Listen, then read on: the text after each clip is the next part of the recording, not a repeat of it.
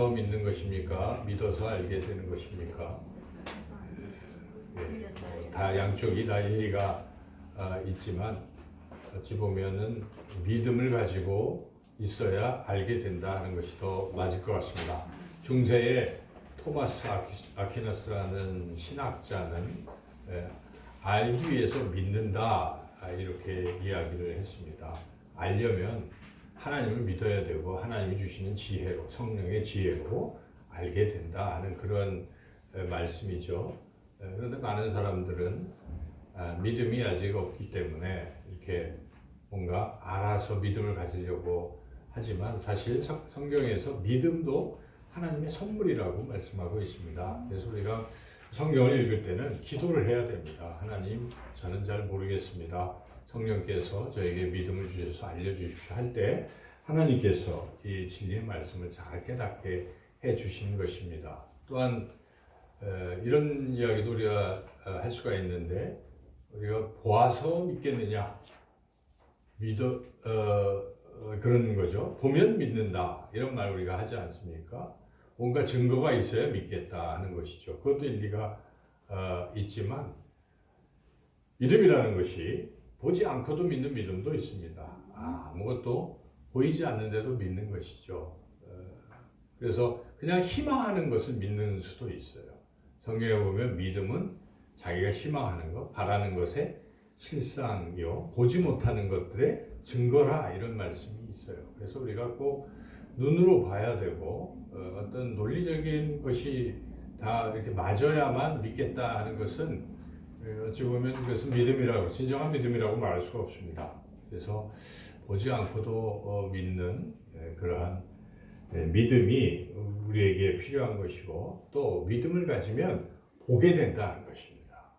신령한 것들을 보게 된다. 오늘 하나님께서 주신 말씀은 우리가 믿으면 놀라운 일들이 일어난다, 하나님의 영광을 볼 것이다 하는 그런 말씀입니다. 믿으면 하나님의 영광을 보리라. 예수님이 하신 말씀인데 오늘 본문에 40절에 있는데요. 40절 함께 읽어보겠습니다. 예수께서 이르시되 내 말이 네가 믿으면 하나님의 영광을 보리라 하지 아니하였느냐 하시니, 예수님께서 믿음이 얼마나 중요한지, 믿게 되면 하나님을 볼 수도 있다는 것입니다. 하나님이 하시는 사역, 놀라운 기적과 같은 하나님의 영광을 우리가 보게 된다는 것이죠. 이와 같이 믿음이 참 중요합니다. 그래서 오늘 이 본문 말씀을 통해서 믿음이 뭐냐, 또 하나님의 영광이 무엇인가를 본문을 따라서 우리가 쭉 생각하며 은혜를 나누고자 합니다. 오늘 본문 말씀은 그 나사로 가족에 대한 이야기입니다.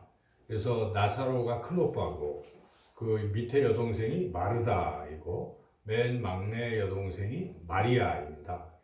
서로 항상 사랑하던 그런 가족이고, 예수님께서도 이들과 이렇게 많이 교류가 있었습니다. 그래서 오늘 본문에 보면 예수님께서 사랑하시는 가족이다 하는 것도 언급이 되어 있어요. 우리가 읽지는 않았지만은 앞에 이 11장 1절부터 전체에 걸친 이야기이기 때문에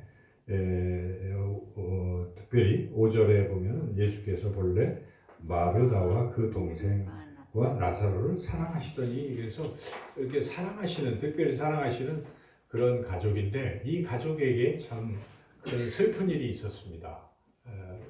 가족 중에 가장 나이가 많은 오빠 이 나사로가 그만 중병에 걸렸습니다. 그래서 오늘 내일 하는 거예요. 거의 죽게 된 것이죠. 그래서 마르다와 마리아는 예수님께서 그 지경 그 근처에 있다는 것을 알고 예수님께 사람을 보내서 예수님 오셔서 기도만 해주시면 낫습니다. 꼭 빨리 와주세요. 다급합니다. 이렇게 간청을 했는데 우리 예수님께서 뜻밖의 일을 하신 것입니다. 제자들도 있는데 일부러 예수님께서 안 가시는 겁니다. 그래서 나사로가 죽어버렸어요. 그걸 다 아시고 죽은 뒤에도 또 며칠 더 있다가 이 맨 마지막에 도착한 날로 보면은 나사로가 죽고 한 4일, 나흘째까지 지날 정도로 그렇게 시간을 좀 지체하신 후에 그렇게 가신 거죠. 그래서 이 일로 인해서 여러 사람들이 이제 믿음 없음을 막 드러내기 시작하고 이런 이야기입니다. 그래서 여기에 보면은 첫 번째는 이제 마르다가 예수님이 오시는데 이제 나가서 맞이했어요. 영접을 했어요. 마르다가 언니가. 근데 예수님께 다짜고짜 원망을 하는 것입니다. 우리가 인간적으로 생각해 보면 진작에 빨리 오셨으면 살아났을 텐데 그래서 막 보내서 급히 오시라고 했건만 이렇게 지체를 하셔가지고 우리 오빠가 죽었습니다 하고 원망 섞인 말을 이렇게 하지요. 그래서 여기에 보면은 그런 이야기들이 나오는데 우리가 왜 예수님께서는 빨리 안 가시고 일부러 그렇게 지체를 하셨을까? 그 이유가 무엇일까? 참 궁금한데 그 이유가 여기 또 분명하게 나와 있습니다. 예수님이 그것을 말씀해 주셨어요. 제자들과의 대화에서 말씀하셨는데 그 앞에 14절에 그 이유가 나오죠. 14절인가요? 14절에 보면은 나사로가 죽었다 이런 말이 나오죠. 그 다음에 15절까지 14절 15절 한번 읽어보겠습니다. 이 예수께서 밝히 이르시되 나사로가 죽었느니라 내가 거기 있지 아니하는 것은 너희를 위하여 기뻐하노니 이는 너희를 믿게 하려 함이라 그러나 그에게로 가자 하시니 그러니까 이렇게 죽을 때까지 기다렸던 것은 이 제자들에게 믿음을 주시기 위해서 그렇게 지체하셨다 하는 것입니다.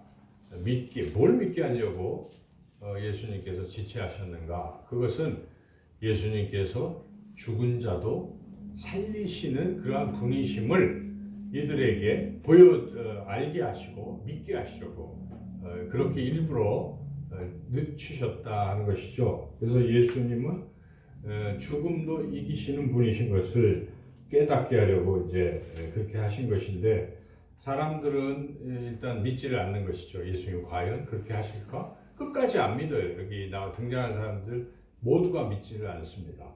먼저 제자들도 아마 그 얘기에 반신반의했을 겁니다만 여기 마르다가 먼저 불평을 터뜨리면서 믿지 않습니다.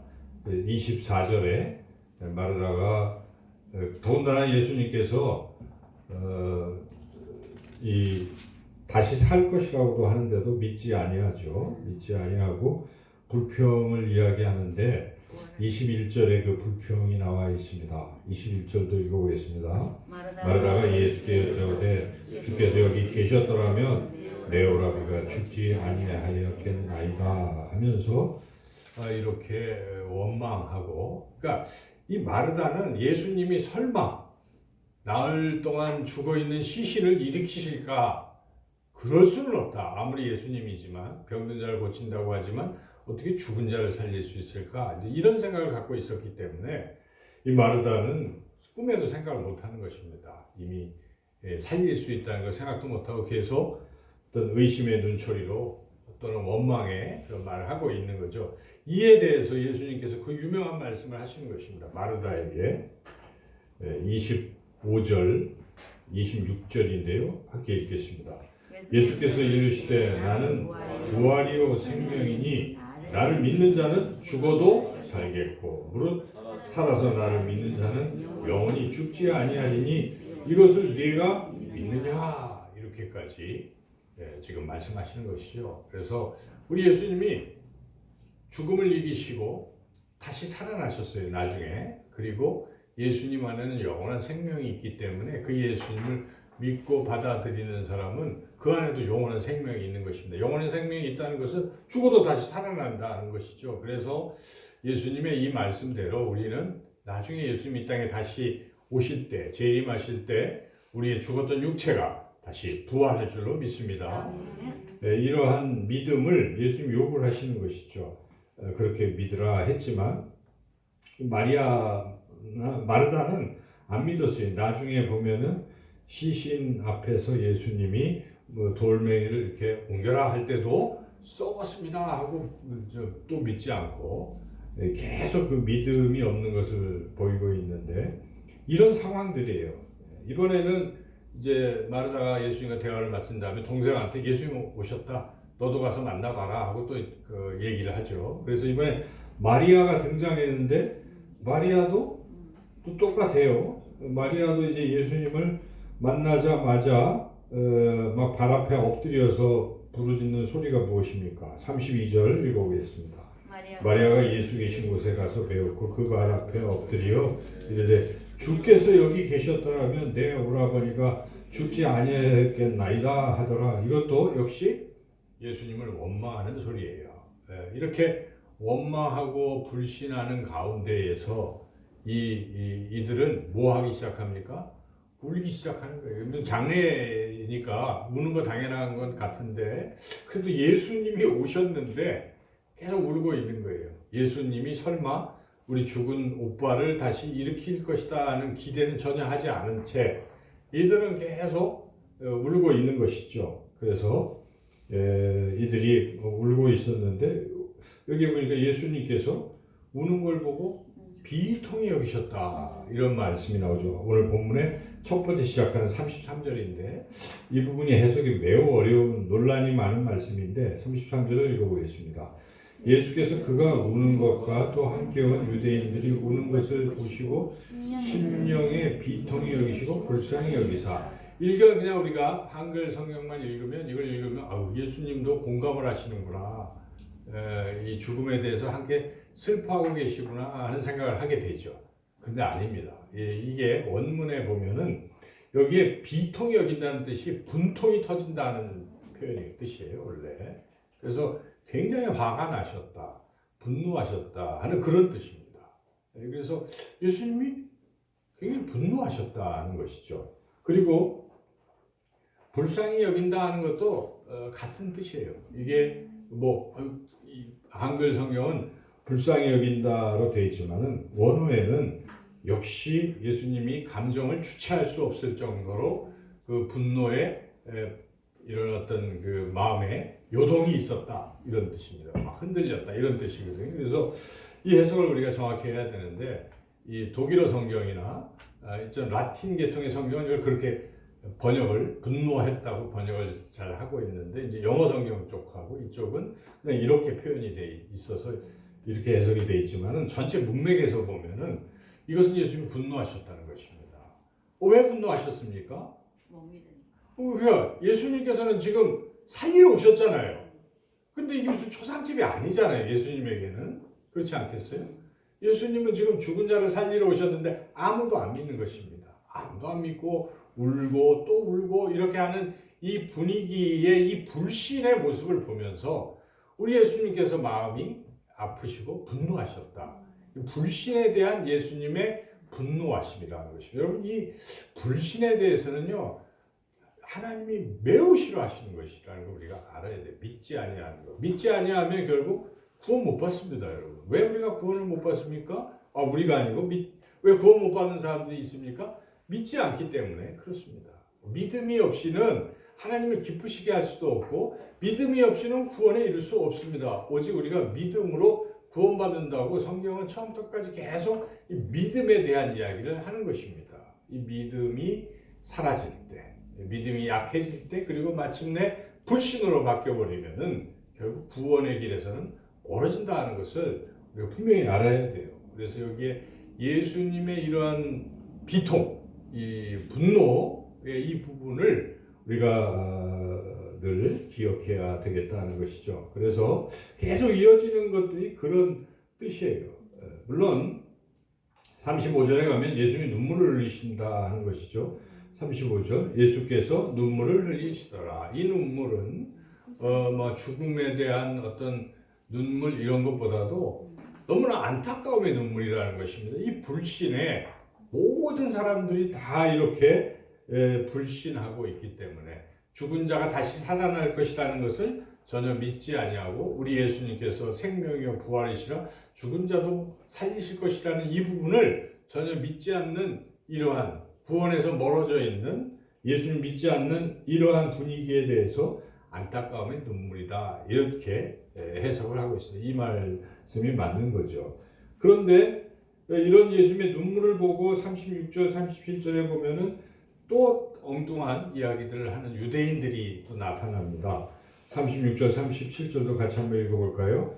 이에 유대인들이 말하되 보라 그를 얼마나 사랑하시는가 하며 그 중에 어떤 이는 말하되 맹인의 눈을 뜨게 한 이 사람이 그 사람을 죽지 않게 할 수 없었더냐 하더라. 38절 이에 예수께서 다시 속으로 비통히 여기시며 여기 요 비통도 아까 34절에 그 분통, 분노하고 똑같은 단어입니다. 그래서 예수님이 이번에 보니까 유대인들도 다 그렇게 주님이 죽은 자를 나사로를 살리실 것이라는 것을 전혀 기대도 하지 않고 그냥 예수님의 눈물의 의미도 모르고 그렇게만 해석하고 있다는 것이죠. 그래서 이러한 불신에 대해서 예수님께서 다시 비통해 하시고 그리고 드디어 이제 돌을 옮겨 놓으라라고 39절에 명령을 할 때 또 말하다가 불신의 소리를 또 하는 것입니다. 아니 죽었는데 무슨 돌멩이를 옮겨놓고 뭐 하려고 합니까? 냄새나요. 그만두세요. 이렇게 아까는 나는 부활이요 생명이 나를 믿는 자는 죽어도 살겠고 뭐 이런 말씀을 들었음에도 그때는 신앙의 고백을 하는 것 같은데 지금에 와서 현실에 딱 부딪힐 때는 안 믿는 겁니다. 이런 불신으로 예수님이 설마 그것을 하리라 하는 것을 안 하기 때문에 예수님이 다시 한번 이 마르다, 마리아 그리고 이 유대 사람들, 이 불신하는 이들을 향해서 한 번 더 믿음을 촉구하고 있습니다. 그것이 오늘 본문 읽은 말씀인데 다시 한번 40절 말씀 읽어보겠습니다. 예수께서 이르시되 내 말이 네가 믿으면 하나님의 영광을 보리라 하지 아니하였느냐 하시니 그래서 만약에 믿으면 하나님의 영광을 볼 것이다. 이 영광은 무엇이겠습니까? 이 죽은 자가 살아나는 그런 놀라운 일을 하신 분 그분에 대해서 사람들이 와 하나님이 정말 만물을 지으신 분이요 죽음도 이기시는 그러한 분이십니다 하고 다 이렇게 말할 거 아니겠습니까? 그 하나님의 영광 하나님이 올라가는 거죠. 이 영광이에요. 그래서 하나님의 영광이 나타나는 것이죠. 근데 그런 하나님의 영광을 우리가 경험할 수 있는 것 하나님의 기적과 하나님의 놀라운 구원을 우리가 경험할 수 있는 사람 구원도 사실 기적 아니에요 여러분? 구원 자체가 기적이에요. 우리가 천국에 가는 것도 죄인이 천국에 가게 되는 것도 기적이에요. 하나님의 영광이에요. 그래서 우리가 우리를 구원하신 하나님께 영광을 돌리는 것이죠. 감사하고 이런 일들이 어떻게 일어나는가 누구에게 일어나는가 네가 믿으면 그렇게 된다는 것입니다. 이렇게 믿음이 참 중요한 것이죠. 믿으면 그런 놀라운 기적이 일어날 것이다 하고 예수님께서 분명하게 말씀을 하십니다. 그리고 예수님께서 드디어 42절에 이제 기도를 시작합니다.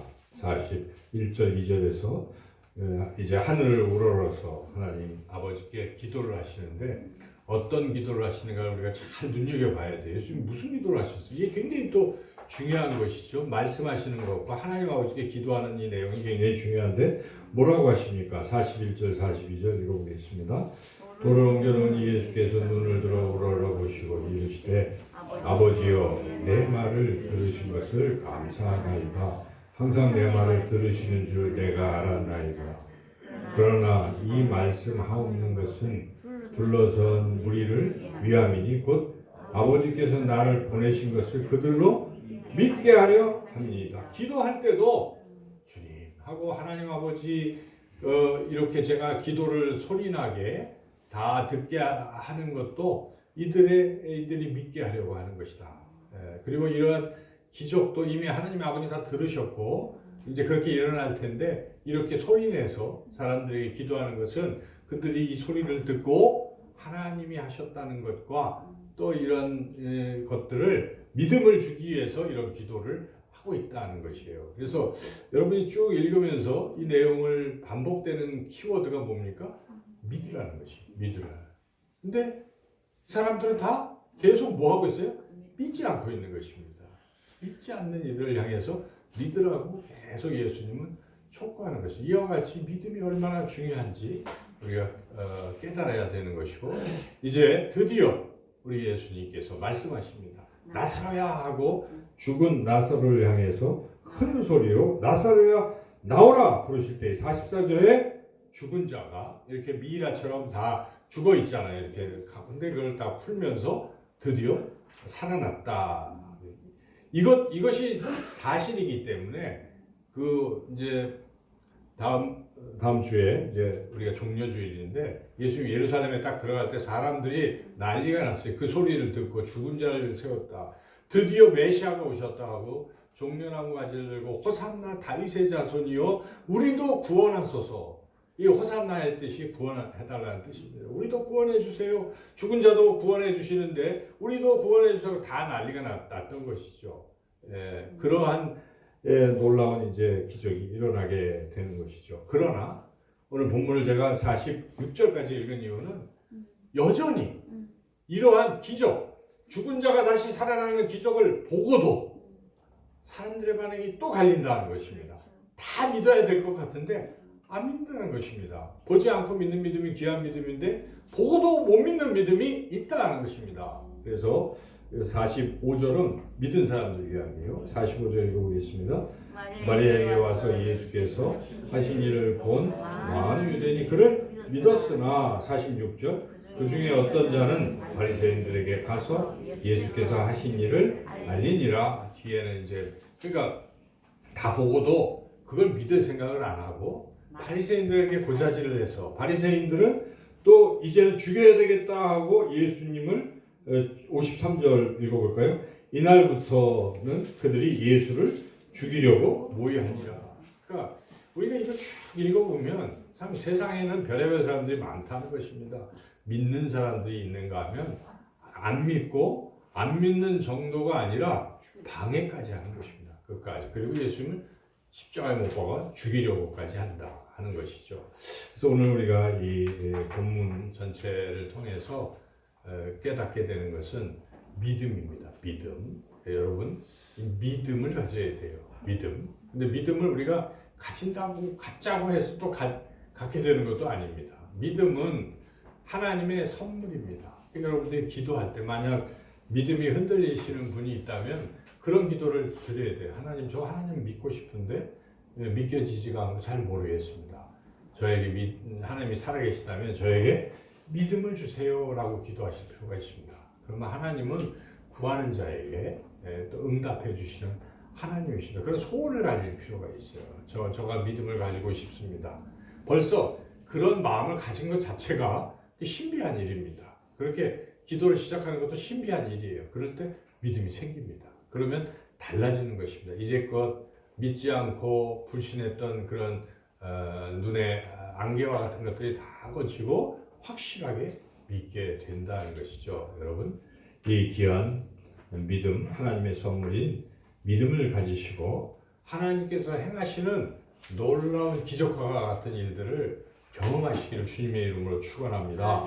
믿음을 가지면 성경은 놀라운 일들이 우리에게 많이 주어집니다. 우리가 믿으면 예수 그리스도를 믿음으로 우리는 죄 사함을 받고 또 우리는 영원한 생명을 얻게 되게 되고, 믿음을 가지면 이 세상에서도 믿는 대로 되는 역사가 있습니다.